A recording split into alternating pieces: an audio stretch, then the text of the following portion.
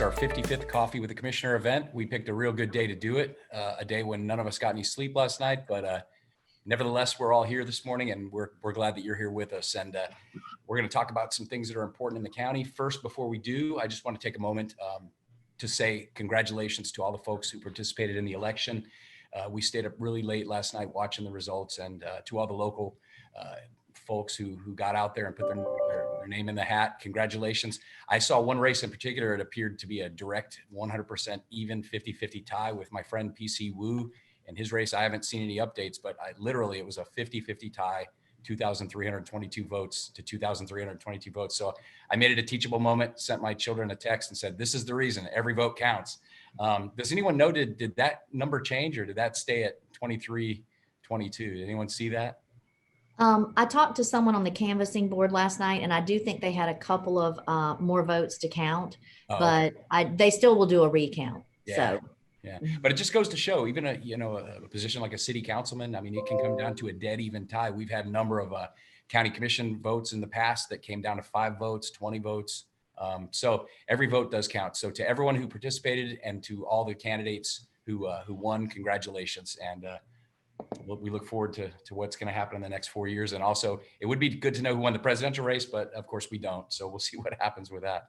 That'll be fun to watch as well. But anyway, we're here locally in Escambia County, and we're very fortunate this morning to have some folks here that know a lot about what's going on. We've got Janice Gilley here. She's the administrator for Escambia County. We also have Eric Gilmore, who is our emergency manager for Escambia County. And this morning, we're going to talk a lot about land use and zoning and planning, because that's a subject that creates great consternation among citizens. I was talking with Debbie a while back, and of all the phone calls we get here in the office in District 1, probably the number one issue that we get is zoning and land use. One neighbor doesn't like what another neighbor's doing with his property. So we're going to talk a lot about that. And one of the things I want to get into a little bit later is my intention to utilize organic staff that we have in CMR, the staff that we have in planning and zoning and development services, and do a land use 101 video. And I'd really like to put that out, and that way folks can see it, and I can point them to it, like, hey, here are things you should do. So I look forward to having that conversation. And again, so I appreciate Horace Jones. He's the director of development services. Appreciate him getting up early this morning and being here. And of course, Drew Holmer is here as well, and he works in development services as well. These guys are intimately familiar with all the zoning and the planning, and they work very closely with the planning board. They've worked very closely with me with the Northwest District 1 Advisory Committee, and that's moving forward as well. We're going to have some things to discuss about that as well. So without further ado, welcome, good morning. And I want to start out, I want to give Janice Gilley an opportunity to give us any updates or things that she thinks are important for us to know about. Good morning, Janice. Good morning. As you know, we are still recovering from Hurricane Sally, even though we've had a couple of other storms come in our path or near our path since Sally. So we are still continuing to do debris cleanup. We have put our notice out that the last time to put out is December 1st. And we have tried to do a very strong campaign, public information campaign related to that, talking about how you need to make sure that your debris is divided up. So maybe if your debris hasn't been picked up, there may be a reason. It may be under a power line, it may be next to a fire hydrant, it may be different types of debris put together, vegetation, construction debris, or some other kind of, you may think that a wooden fence is vegetation, but it's not. Nor is sheetrock, nor is a plastic toy or a playground set. So, or metal. I've seen some metal roofs mixed in with vegetation. So unfortunately, you have to do that. The folks that we have picking up debris are not in a position to get out and separate your debris. If you need help, call 211 United Way. There are community organizations that can come out if you're not able to separate your debris for various health reasons or things like that. But December 1st is the last day. We have picked up almost 3 million cubic yards.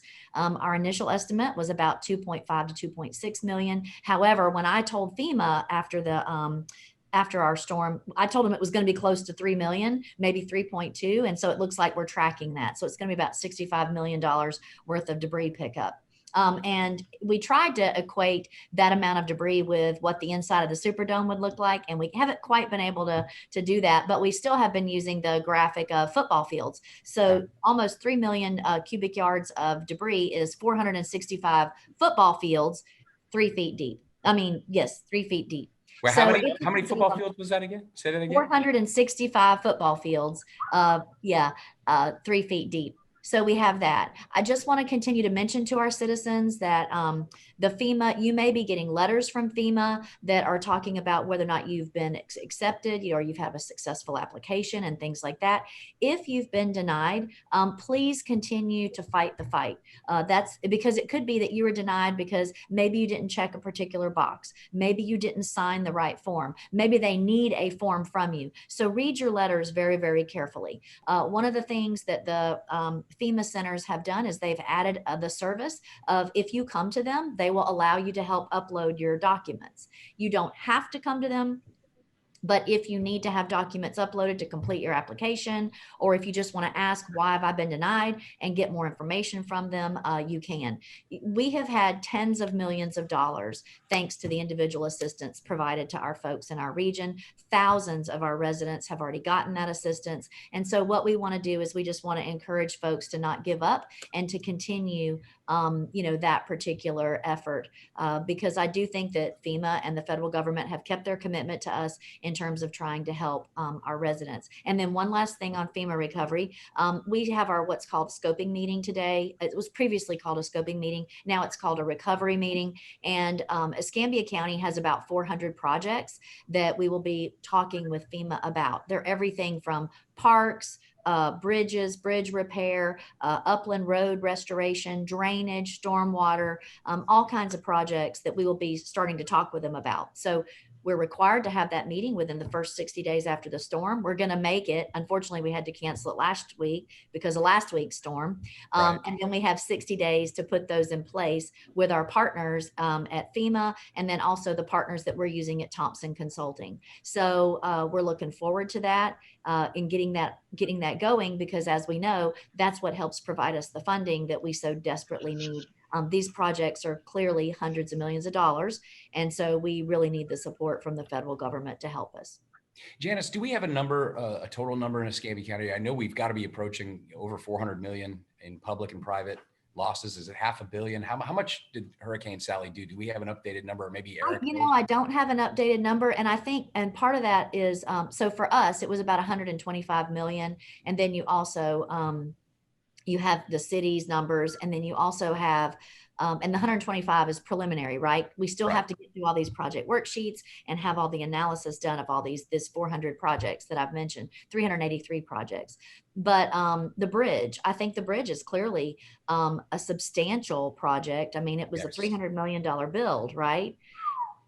And so I don't know what will determine the damages of that particular bridge, but I would say clearly it seems like 100 million, but I'm not doing that estimate for them. So yeah, I think the number is substantial. The other thing that'll happen too is they will not just do Escambia's numbers. When they'll do it by the region.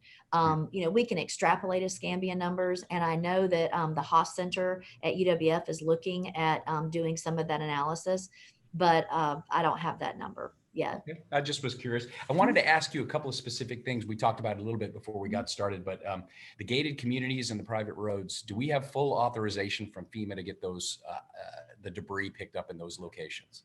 Okay. So we do have a letter from FEMA, and our team is implementing the letter. And what I mean by is this: they have given us rules that we have to follow. So like we have to have right of entry, and then we have to we have to have the right of entry from the homeowners association, which gives us the authority to go into a gated community.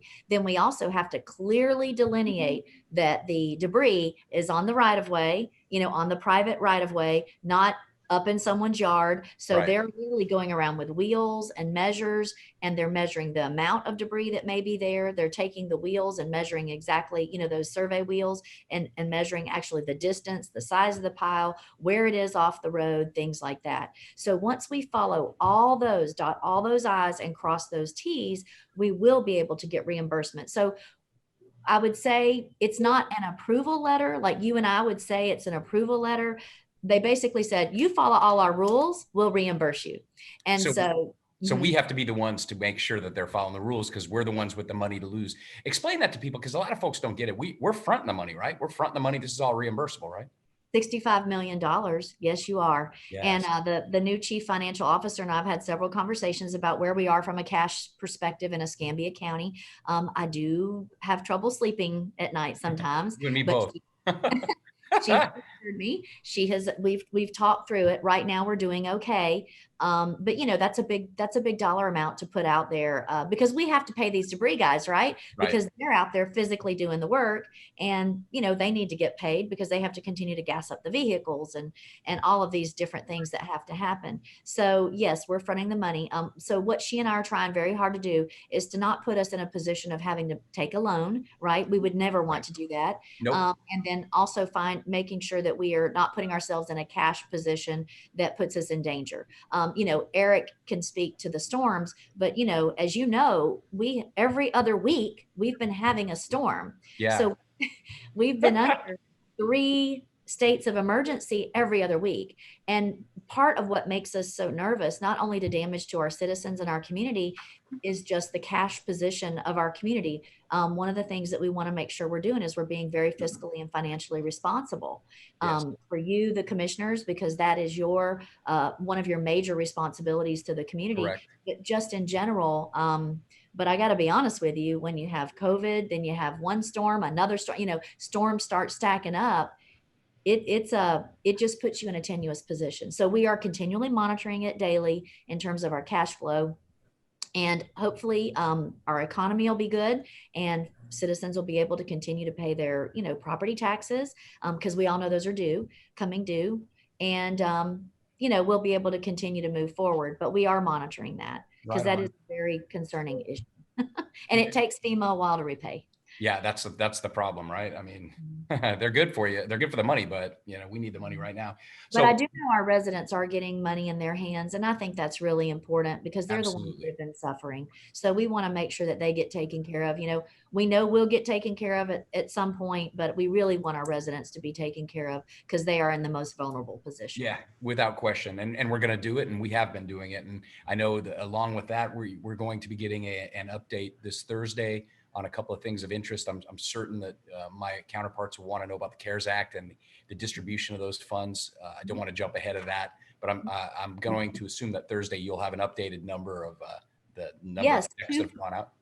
just so you'll know, 2.4 million has been issued in terms of checks at Fantastic. this point. So, you know, it's a tedious process. And the reason why it's so tedious, as you know, is because we really want to make sure we're very diligent in Yes. ensuring that the people who really deserve it get it. No, And so you know, no question. And that's one thing I'd like to say. There's a lot of people beating us up. Well, you should have had this out on the streets a long time ago. It's like they have no idea the vetting that we have to do because here's what happens. Just one or two of those checks goes out and someone's at the pawn shop spending it. They're going to come back like a boomerang on us and say, well, why'd you give them money? You can't win. So I think it's smart to always do our due diligence on the front end. It's a difficult thing. We want, like you said, we want the folks who need it and who are entitled to it to get it. But we don't want to rush and be like Hurricane Katrina, where people are using remember the debit cards and they found yes. in Atlanta buying jewelry and fur coats. We don't want to be that Mhm. person, and we're not going to be. So I know it's a lot of work on staff. I know they've worked very hard to go through all these applications, but we appreciate that. So we look forward to the full update on Thursday. Final thing for you, Janice, before we move on to the other panelists here is the fire department. It's a very important subject to me, as you know, in our private conversations, we discuss that quite frequently. But we've had an announcement out on the street, a job posting for a chief. We haven't had a fire chief in like 2 years or something. We've got an interim temporary guy, but we don't have a fire chief right now. So what's our status in hiring a fire chief who's going to provide some needed leadership in that department that I think we desperately need? So we have a job application that's out. It has been advertised nationally. I've sent you the list of all the places that it's advertised, and I've actually gone on those sites to ensure that it's still advertised in those locations. I believe that as of Monday, there were about 45 applications.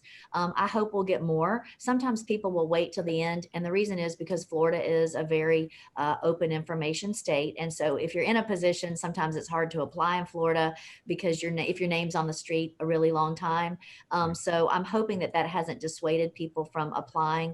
I will tell you, in my previous positions in the state, it can sometimes be a detractor for folks that would like to come but are hesitant to let their current bosses know they're looking. So I'm hoping that's not a detractor in this position. yes, I agree that the fire department absolutely needs very strong leadership. Well, And, mm. uh-huh. No, I was going to say, and to that end, when you go to myescambia.com and you look up employee wages, you'll see there's a number of highly paid fire administrators making six figures. Why are we advertising a chief at 84 to 96,000? I think the chief should be paid more. What let me just ask you, why is that pay so low? And is that going to preclude us from getting a really highly qualified guy who's may not want to move for that low money? So first of all, I know one of the things that I've talked to our HR director about is the fact that the way we advertise in Escambia County is we typically advertise in the first quartile of a Mhm. job position. So the actual DBM is higher. The base would be higher than the 96.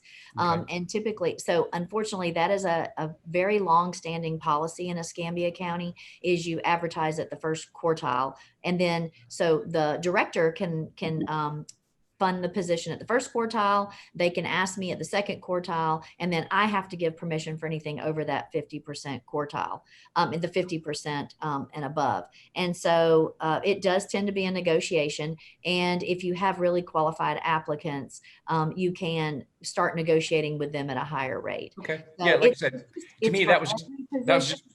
No, I'm sorry. Mhm. Go ahead. I'm sorry. Yes, it's very unfortunate because every position starts out that way, where it looks like we are, I hate to use the word lowballing, but it looks like we're kind of, going low on Sure. the scale. And it's one of the things that we need to fix. It's like I said, it's for every position. I was looking at a job description yesterday and trying to figure out how to do it in such a way that it doesn't dissuade people from advertising, and we just haven't quite figured out exactly how to do that. Okay. So, Fair enough. Like I said, people ask me, and mhm, and going back to myescambia.com and looking up employee wages. I mean, mhm, there's battalion chiefs, there's firefighters that make close to six figures, over six figures, and so if you're going to try and hire their boss um, and pay him 85,000, I mean, you're never going to get a quality person. So I'm glad to hear that I we're hear going to you. be willing to negotiate and get that pay up, because we want a Mhm, superstar who can uh, manage this combination department and mhm. work with volunteers. That's very important to me. One other thing before we leave fire, obviously we had a tough week last week. We lost some citizens in fires, and um, you know, I've asked for a lot of specific information. So far as I can tell, there was nothing that could have been done. The one fire at MedPro Solutions off of Olive Road, the dispatch call came out at 7:32, and by 7:36 we had a truck on scene, and before you know it, we had 69 officers and firemen there. Um, it's my understanding the fire marshal's looking into that. It's unfortunate some folks went on social media and tried to leverage that. I'm Mhm. very, very disappointed. I think that's Mhm. unprofessional. It is. It is. It Anytime, absolutely is. Yep. And we've had some conversations, and there will be there will be more action taken. We just good. obviously, as you know, we have to go through a process, but there have been conversations made specifically about that incident. Good. Yes, it's unfortunate. It's unfortunate when we lose any life, Yes. whether it be a fire, a car accident, or anything. And I know that our folks are on the front line every day, doing their best to respond to those calls. And we should not make light of those situations when they do turn tragic like that.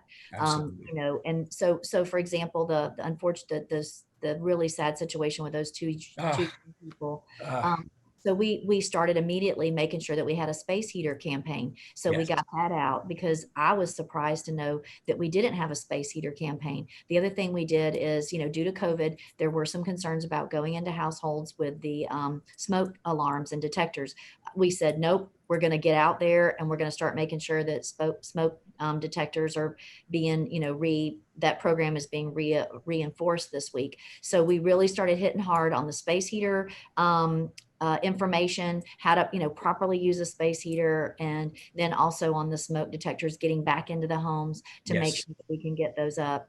And we did put money into our budget this year for those for the smoke detectors. It was just that, and we just started our new fiscal year, that COVID had kind of precluded some folks from actually being more active in terms of actually going into homes to get them out there. So, Right. that's one of those things that is just devastating to think that there may be an easy way for folks to know that they have a fire, or, because smoke inhalation tends to be the thing that, gets unfortunately sneaks up on you. Yep. And that's why smoke detector is so key.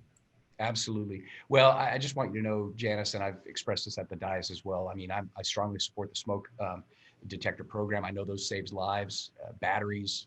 You know, if we got to go in every 6 months to replace them, folks, unfortunately, pull the batteries out. You know, they start beeping when they never replace them. And you know, we would hate for a $9 smoke detector to cost a life. And sadly, unfortunately, some of these cases it does. So you'll have my full support, whatever you need for that department, for smoke detectors, for batteries, for additional, you know, whatever we need to do to get that going, because we don't want to read about 2 young boys dying in a fire if it can be prevented, prevented. But Heartbreaking. certainly on the other side of the spectrum, we don't want to play the blame game and leverage labor union negotiations dancing on someone's grave. That really irritates me. And we're going to talk about that on Thursday too. We're going to have a talk about that in Commissioner's Forum.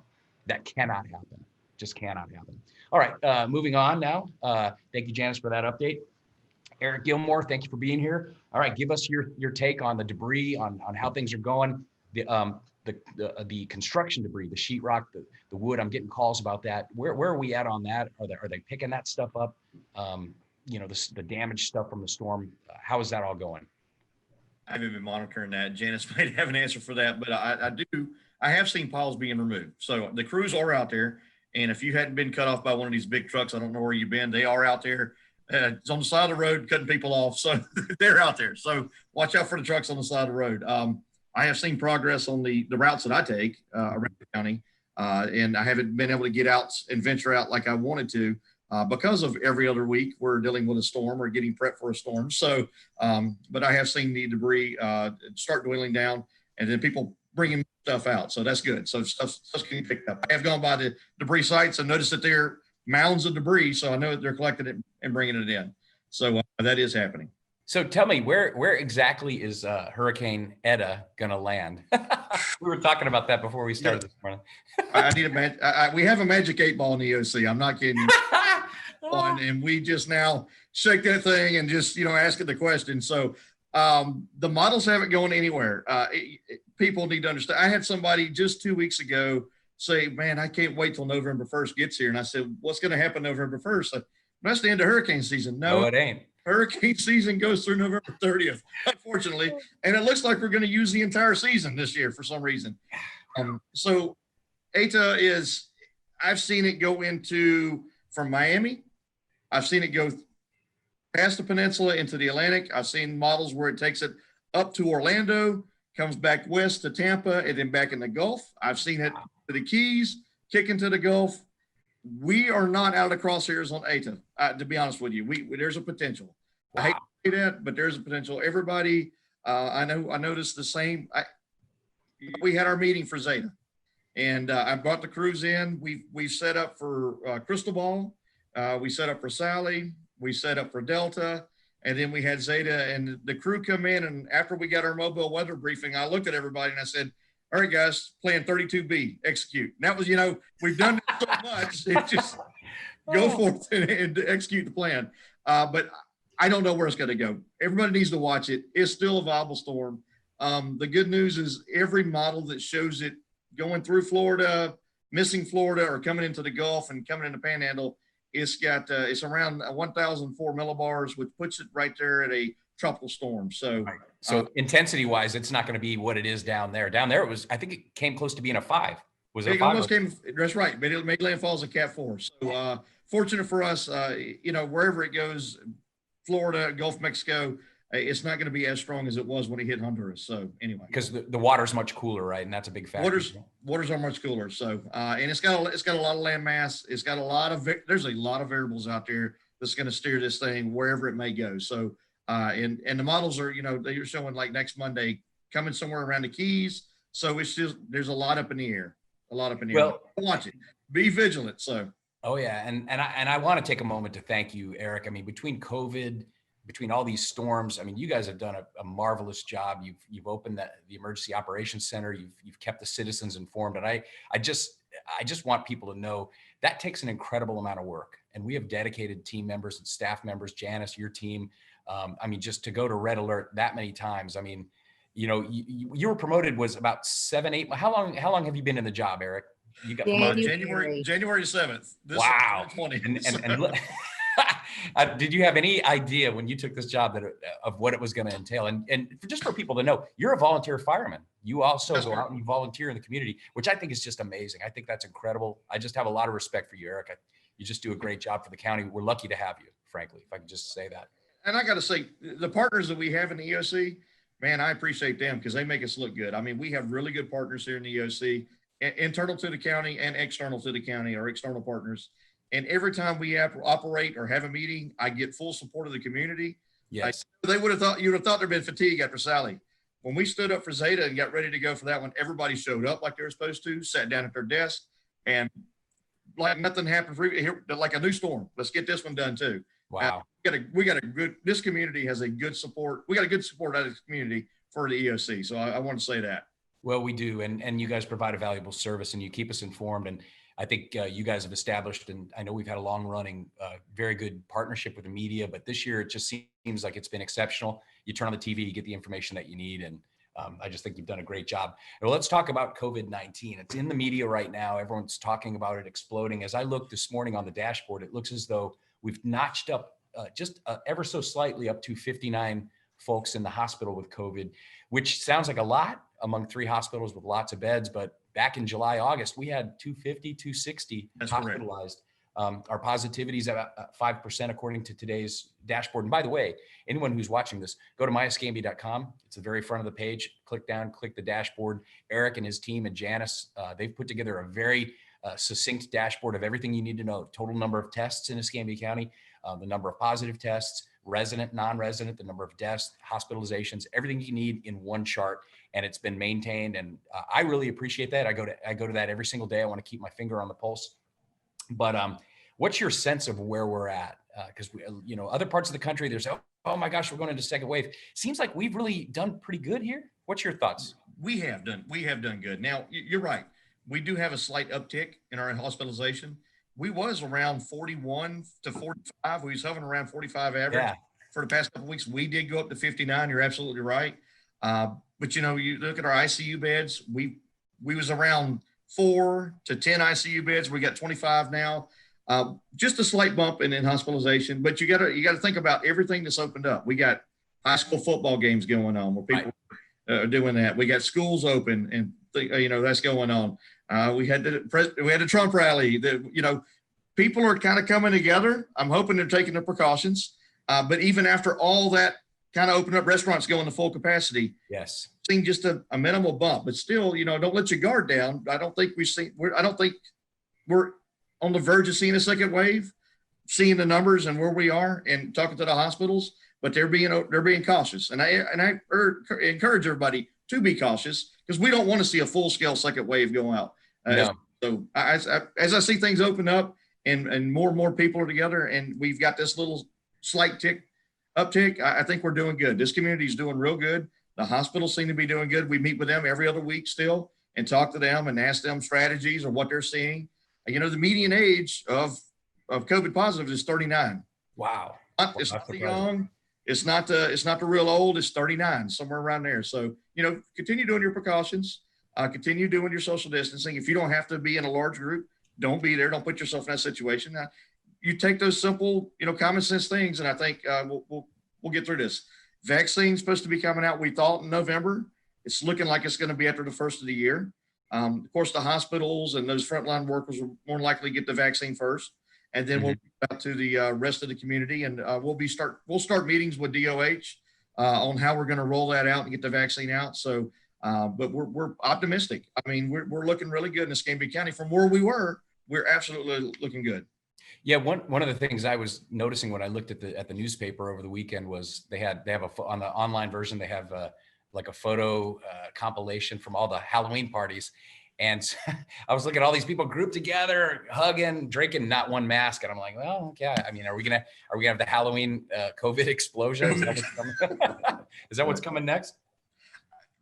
We'll find out in 2 weeks. If our number, I mean, we're still, we had 6,000 tests done last week. So, we're still testing in the community pretty hot and heavy. So 6,000 tests. And last week we had 321 people COVID positive. So that's still not bad. So, but yeah. Eric, let me ask you something, because this question I've had, I've gone through the whole season, haven't really had a cold or anything. A lot of people are having it asymptomatic. Case in point, I had a constituent reach out to me, and won't say who they are, but the husband, has other comorbidities, medical conditions. He had a fever. It happened right before the weekend. They didn't know what to do. Finally, on Monday, they were able to get in and found out that yes, the husband was positive, but lo and behold, so was the wife with no symptoms. So, is there a test to know if you've gone through and maybe you had it and you just are one of the people that fought it off? Is there that test available for people who are healthy that they could know over the last 12 months whether or not they had it? There is the antibody test, so you can take the antibody test to see if if you have the IgG or IgM, can't remember which one, type of antibodies, which shows that you have had it previously. So you can take the antibody test. UWS site, unfortunately, is not up and operational, but that site did offer the antibody test. As far as locally, I don't know who's offering that. I think everybody's kind of doing COVID positive testing right now. Okay.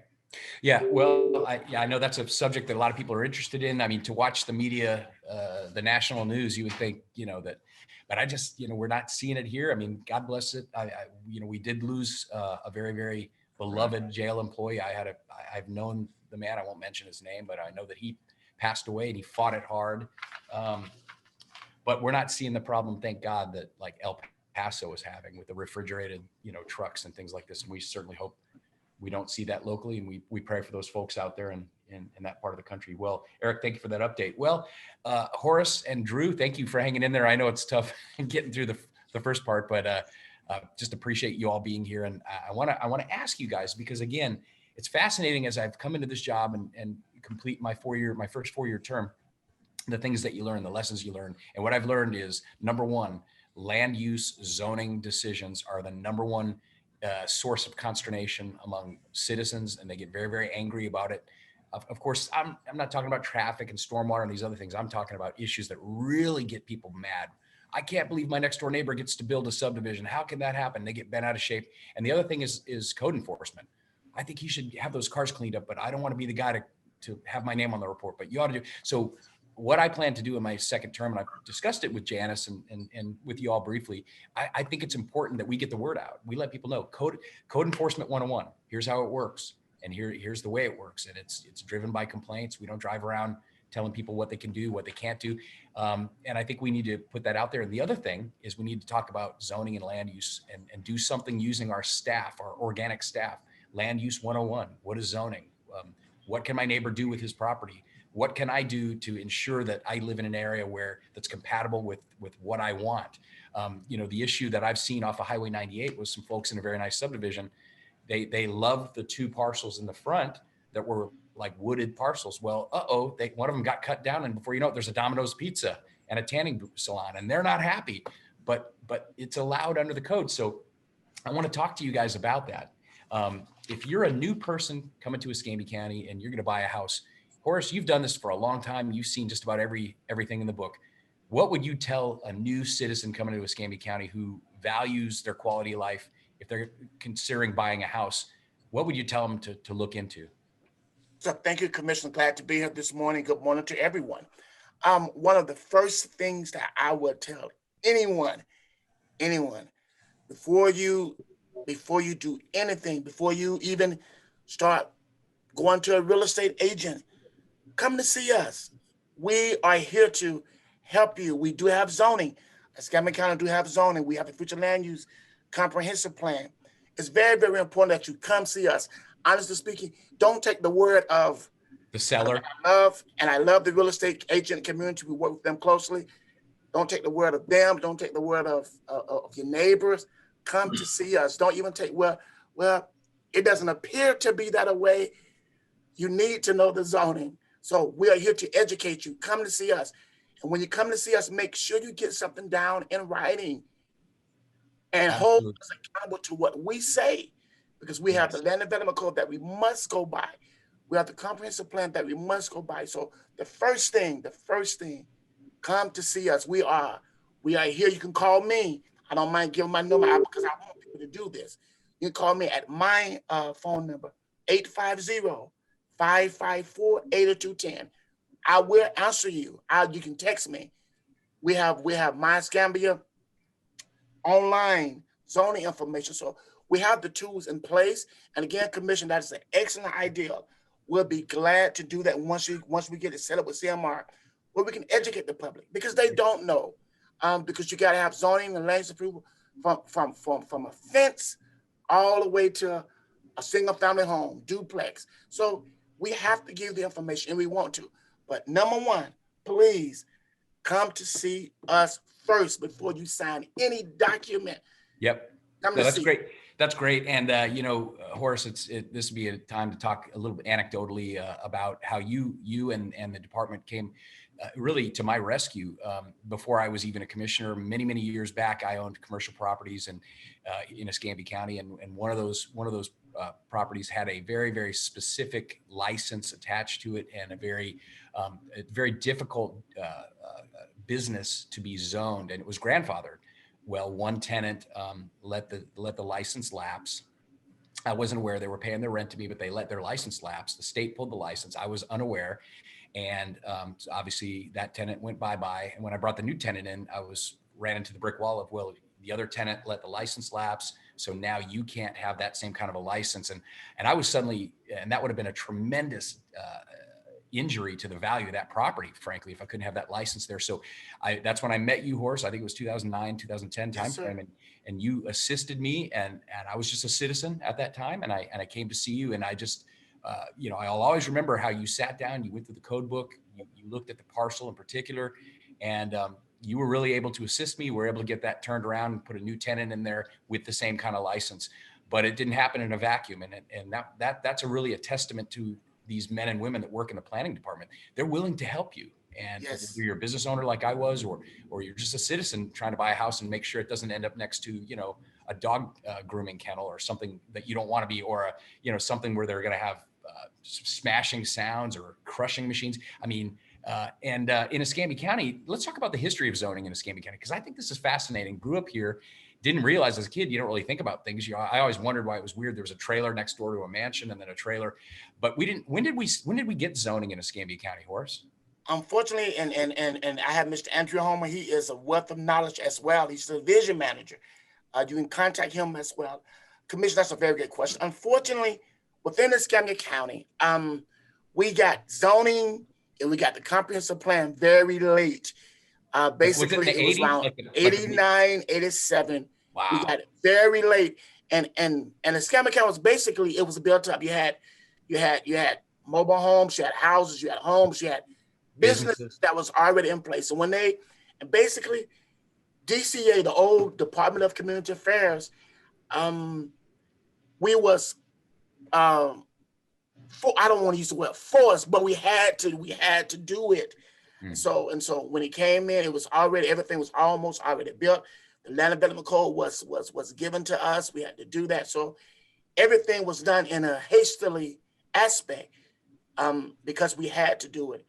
And we made some substantial improvements, but unfortunately, many people still don't realize that you still cannot do what you think that you can do with your property. Zoning been part of the United States ever since 1929. It goes back farther than that. Right. When the Supreme Court adopted zoning for the United States of America as a land use tool. So, but at Escambia County, we came in very late. Yes. That's why we had so many problems, and are yet trying to clean up the sins of our predecessors. Well, and that's a good segue right there, because there are those folks on one side of the spectrum that say, once I buy a piece of property, it's mine. Don't you dare, government, big government, onerous government, tell me what I can do, what I can't do. And then on the other side of the fence, there are folks who want to live in communities that are well planned with services and a predictable kind of atmosphere, for lack of a better word, community.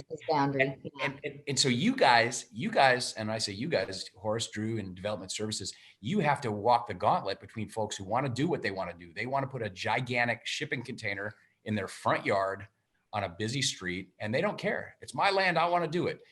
And you got a person across the street saying, no way, I don't want to look at that. So, and you guys get put right in the middle of it. Now, there is an intermediary. It's the planning board. Tell us how the planning board works with what you do. How do you interact with the planning board? How do they help? Do they help you? I know that they do. Tell me about that relationship. Yes, sir. Yes, sir. I have Mr. Andrew Homer. He is the division manager over the planning board and those other agencies. So I'm going to let him, if Drew, if you can come in Yeah.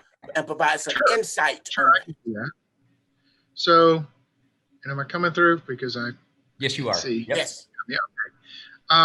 Yes. So we have actually two boards that fall under our department. We have a planning board, and then we have a board of adjustment. Right. The planning board is basically where you go to make changes to your overall land use controls, either your future land use or your zoning. That's where you go to get take your case. They make a recommendation to the Board of County Commissioners. At the planning board also is where we take any sort of planning issues. If there's new ordinance that's proposed, we take it there. They hear from the public, they debate, and decide on what option they want to recommend to the county commission. So any of your rezoning changes, that's where they're going to go first. That is the first opportunity that the public will have to speak out. Board of Adjustment is essentially the board that's designed to bring in some common sense. Okay. Regulations are black and white. We're dealing with land uses and physical property. Sometimes there's gray areas there. And that's the purpose of the Board of Adjustment. If someone needs an adjustment to one of the rules or regulations, that's the board that hears that. So that's why we keep them separate. Planning board is where you go to debate, hey, we're going to make some rules. Board of Adjustment is essentially where you go when there needs to be some, I don't want to say break the rules, but some adjustment made to it. Right. Hence the name. Both boards have public meetings. They're both staffed by appointed folks. Each commissioner appoints a person. Yep. And then the commission as a whole appoints at-large members. On the planning board, we also have ex officio members, one from the school board, one from the Navy, because we do have very specific concerns in both of those areas. So it gives us an opportunity prior to going to the county commission for the public to come in and essentially workshop these issues with these boards. You know, we've got staff very experienced at what we do, but we can't be everywhere. Okay, we rely on the public to give us very specific knowledge and background on different sites.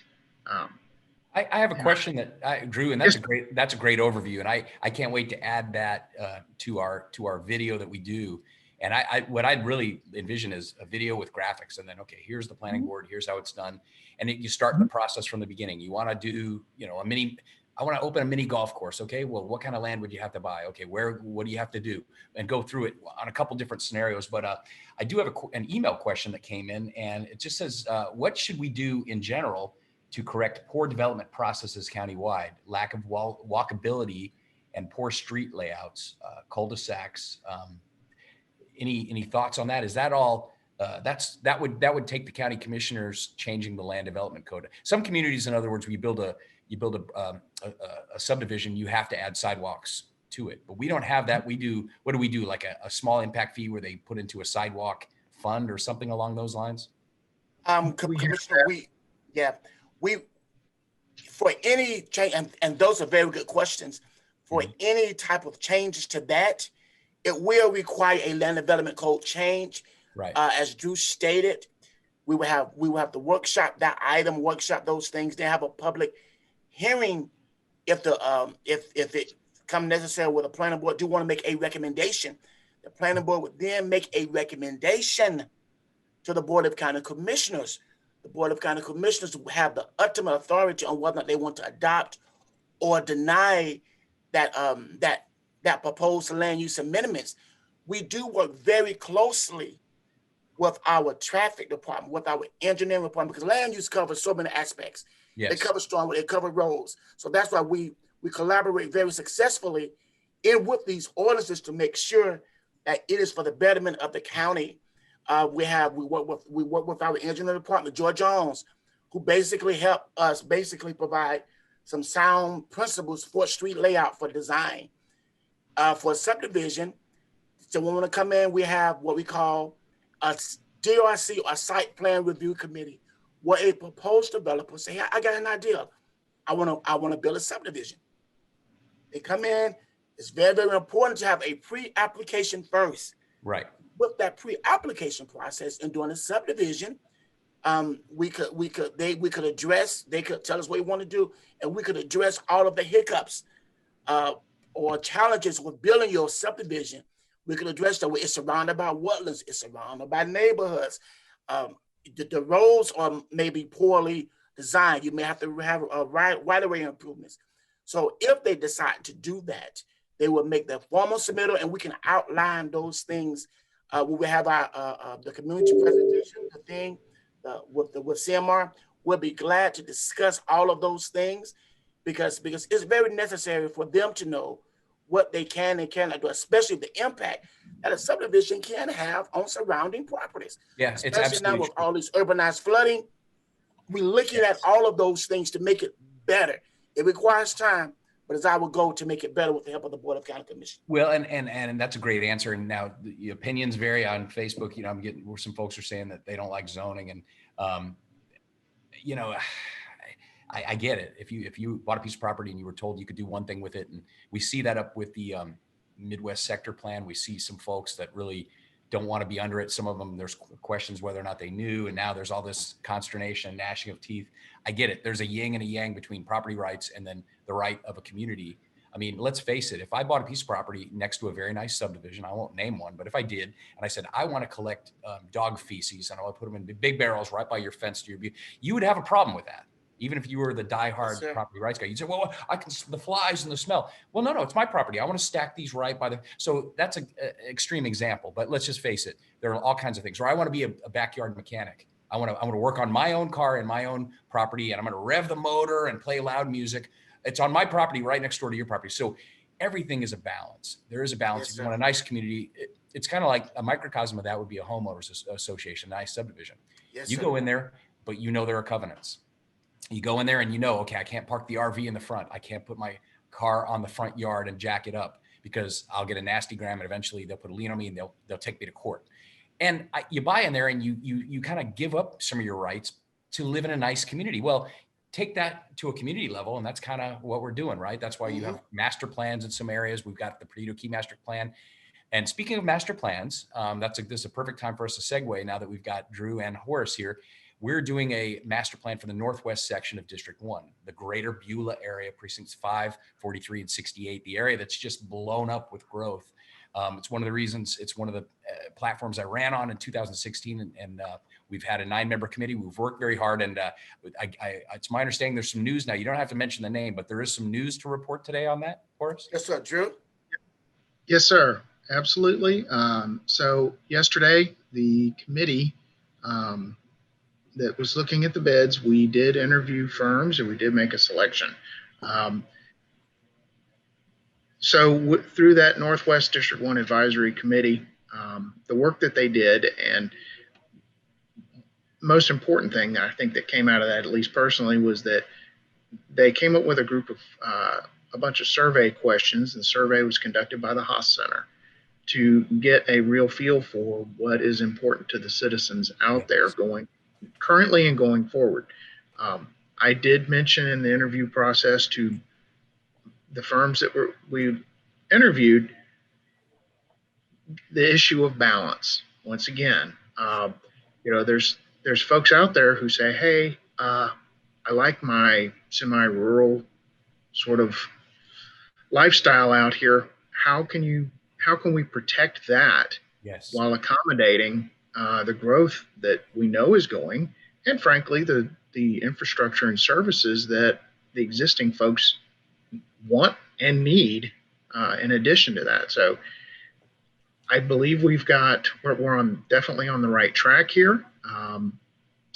We will be coming through with a master plan. It will be taking into account the separate master plan that's going to be done on the OLF 8 site. Yes. Yes. That is really the elephant in the room, because the direction that site goes is definitely going to impact the surrounding area. But once again, it comes right back. And I want to jump in there just for a minute. No, and One of the things we've talked about in our committee though, Drew, is that whatever we do out there in the greater area has to be compatible with what happens at OLF 8. I mean, we've talked about that. Absolutely. Absolutely. If one way or another, OLF 8, what's going to go on there is going to be a driver for many of the things that come in around it. Yes. I keep saying it, but it's that balance of protecting what's there while providing what's needed. Yeah, no, absolutely. And on that topic, I mean, I'm extremely proud of the work that's been done to acquire that property. I mean, it was an effort that began decades before I came along, before most of you guys came along. And it was folks that had a lot of vision and foresight. And now we have a very valuable piece of property that was was acquired for a specific purpose. And, it is interesting to me how there are folks trying to put their meat hooks into it and make it something different that it's not. But I am, and that's why I've been outspoken. There was an editorial that I wrote last week, and it was very well received. I've received a lot of positive feedback about it, but it is exactly how I feel. I think when the government says we are going to acquire this asset for this purpose, they ought to follow through, right? They ought to follow through. And that's kind of where I'm at on that. But I look forward to seeing how that comes out. It's going to be a compromise. I mean, I'm not going to get everything I want. It's not going to just be jobs. It's going to be amenities for the community. There's just no doubt I can't win that tug of war battle on my own. But I do think that when we went out and spent $18.5 million or whatever it ends up being the total to get it, that we ought to not forget the reason we got it, right? And that was decades of effort and a lot of hard work to do it. So that's my take on that. Plus being a guy that lives right next door, literally across the street, I do have a vested interest in what happens there. And even still, knowing that, selfishly, it would be great if there was a fantastic park and 65 soccer fields and, a bunch of low-end retail for my convenience, but that's not the reason we bought it. That would be great for me, but that wouldn't be good for the county as a whole. So I look forward to finishing that project and doing some really good stuff with it. And so that everyone gets a win, jobs, good jobs, some amenities for the community. And to piggyback on what you're saying, Drew, yeah, that survey that we did with UWF was very insightful. People they had no problem telling us what they're looking for in a community. Absolutely. So, and I look forward to seeing what our master planners can come up with. But I think there will be some rough roads ahead. I mean, there's some people that will say, well, that looks nice, but I don't support it. I don't want anyone telling me what I can do with my property. So that's going to be, I don't think it's going to be a picnic getting that thing over the line. I think there's going to be some people that are come out of the woodwork in the 11th hour saying, we don't want it. It looks pretty, but we don't want it. So we look forward to that discussion and those discussions. Final question. We're running out of time, but I am going to follow up with this land use 101. I think it's important. There's some issues we're not going to have time to talk about. Concurrency is very important. When I was a school board member from 2006 to 2016, first 5 years, we worked very closely with the county. We had interlocal agreements that I took great interest in that spoke to concurrency, which meant that if you want to build something close to one of our schools that's going to impact enrollment, then there has to be some fees associated with that, or you have to move it somewhere else. And it kind of drove the developers to make decisions based upon what would be good for the school board, what would be good for the county. And that went away in 2011 in the recession. Now, Horace, correct me if I'm wrong, but I think it's important that whenever we can, set the record straight on what happened to concurrency. I supported it as a school board member. I support it. I do not support impact fees, but I do support concurrency. I think if it's done right, it allows developers choice. You want to build right next to Tate High School and Ransom Middle School? Well, you might have to pay something because that area is tremendously impacted already. You might have to pay something to the school board. You want to build that same sort of development over here. We have school capacity and lots of infrastructure. You don't have to pay anything. See, so and that's something that's a conversation I'm going to bring back. It's one of the things I ran on. I'm going to bring back. I think it makes sense, but concurrency was a part of a state requirement. So we had an interlocal agreement with the city of Pensacola, city of Century, the school board, and the county. In 2011, it went away. Yes, sir. But they kept it. But they came to the school board and said, it's going away, but don't worry. We're going to leave it in the county's land development code. So things will be okay. And the school board's interests will still be looked after. But then in 2013, the county commissioners pulled it out of the land development code. So it was a double switch, double Irish, boom, it was there, then it was gone. Now it's gone. 2013 to 2020, tremendous amount of development out in Beulah where I live, all over the county, parts of Cantonment, other areas. A lot of people made a lot of money. A lot of folks have banged on me and said, well, wait, the infrastructure didn't keep up. there wasn't enough schools. The school board had to scramble to build Kingsfield Elementary, Beulah Middle.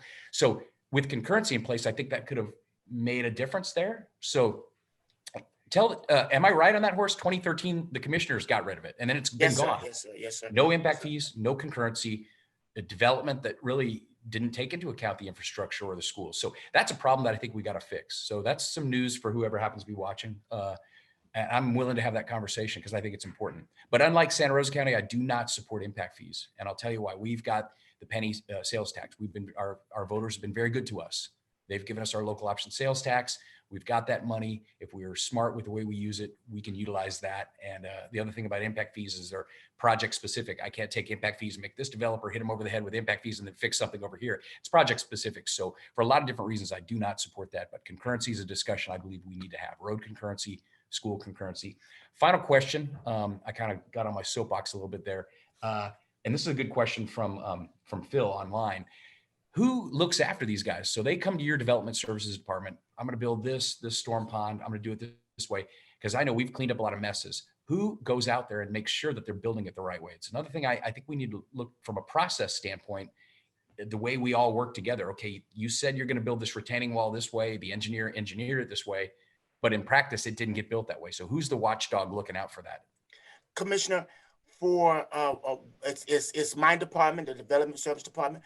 We do have site inspectors. One of our site inspectors, Mr. Kevin Blanchard, he looks out for residential subdivision as far as infrastructure, and and of course we always need more people to do that.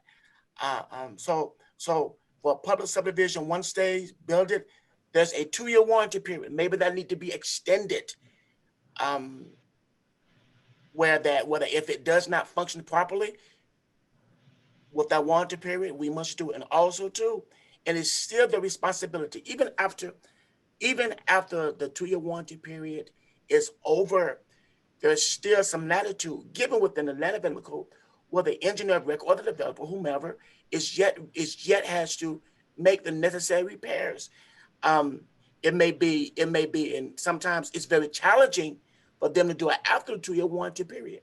But the land development code do give us some latitude to help see, yes, that was due because of negligence or some of that, because most of the time with things that after 2-year period, you really see where everything start breaking down. But we do have the latitude given to us. We do have code enforcement to help support that, to get that before them say, hey, this is going to get with our transportation and stormwater management. So there's some latitude given within the land development code. Of course, it probably need to be strengthened, but there is some provisions there where we still could hold the engineer of record if there's some negligence accountable. Yeah, and that's a question I want to ask too. And we had a question come through from Amanda about the mulch that's being created from all the debris. It's my understanding that in the past we've put it out, but it became a big headache and a hassle because it was infected with termites and mold. Is that the case, Janice? Is that the reason we're not giving it out?